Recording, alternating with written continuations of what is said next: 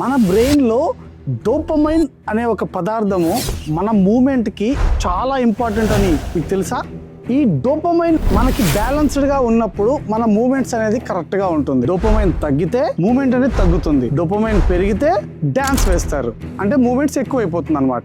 So మనకి dopamine అనేది ఎప్పుడు బాడీలో ఒక బ్యాలెన్స్డ్ స్టేట్లో ఉండాలి. ఈ డోపమైన్ ఓన్లీ మూమెంట్స్ మాత్రమే కాదు, దీనికి reward behaviour and addiction behaviour అనేది ఉంటుంది. మన బ్రెయిన్ లో కానీ ఒకవేళ ఈ డోపమైన్ అనేది రిలీజ్ కాకపోతే మనకి పార్కిన్సన్స్ డిజీజ్ అనే వ్యాధి ఒకటి వస్తుంది.